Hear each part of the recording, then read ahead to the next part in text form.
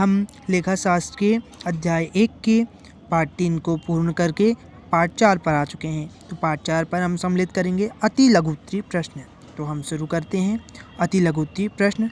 इसका प्रश्न 1 है, प्राप्ति एवं भुगतान खाते तथा आय व्यय खाते के बीच महत्वपूर्ण अंतर बताइए। तो इसका उत्तर ये है, प्राप्ति एवं भुगतान खाता वास्तविक खाता अर्थात रियल अकाउंट है, जबकि आय व्यय खाता नाम मात्र का खाता अर्थात नॉमिनल अकाउंट है। इसके प्रश्न 2 पर आते हैं। प्रश्न 2 है, गैर लाभकारी तथा लाभकारी संगठनों में अंतर स्पष्ट करने का कोई एक आधार दीजिए। इसका उत्तर होगा, गैर लाभकारी संगठनों का उद्देश्य समाज सेवा है, जबकि लाभकारी संगठनों का उद्देश्य कमाना है। हम प्रश्न 3 पर आते हैं।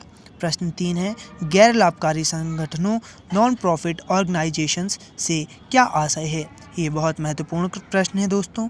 ये मध्य प्रदेश 2020 की बोर्ड परीक्षा में सम्मिलित किया गया था।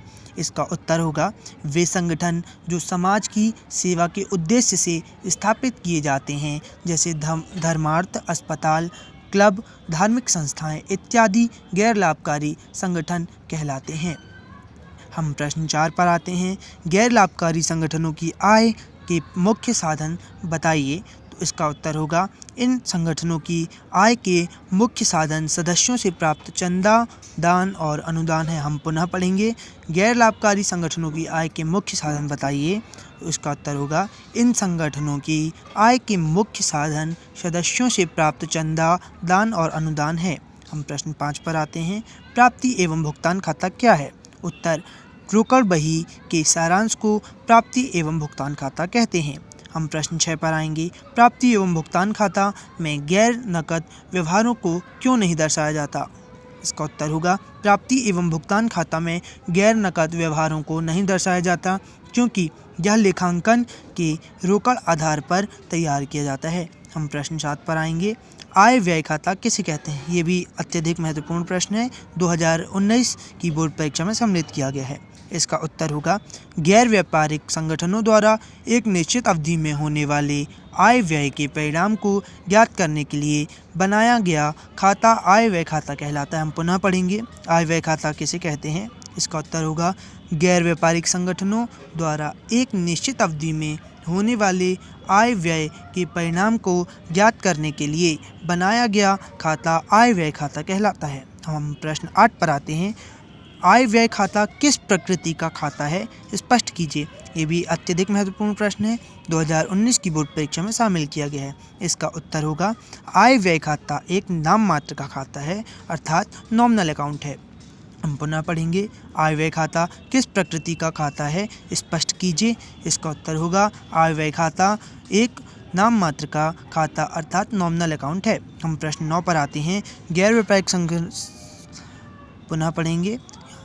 प्रश्न 9, गैर व्यापारिक संस्थाओं गैर लाभकारी संस्थाओं के द्वारा लाभ हानि खाते के स्थान पर कौन सा खाता बनाया जाता है। उत्तर, आय व्यय खाता लाभ हानि खाते के स्थान पर बनाया जाता है।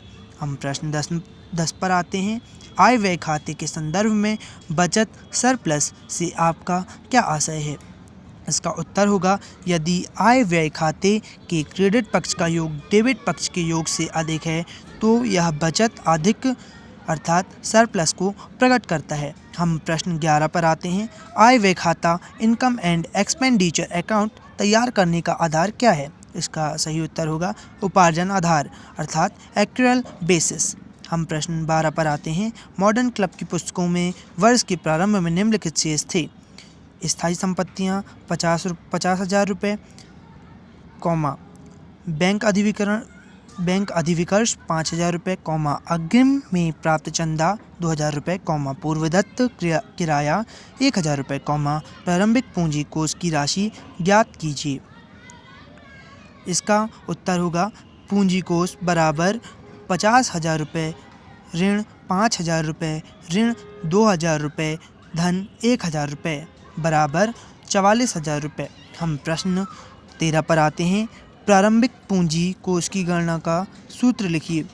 इसका उत्तर होगा, प्रारंभिक पूंजी बराबर प्रारंभिक संपत्तियां ऋण प्रारंभिक दायित्व। यह अत्यधिक महत्वपूर्ण प्रश्न है। यह मध्य प्रदेश 2019 की बोर्ड परीक्षा में शामिल किया गया है।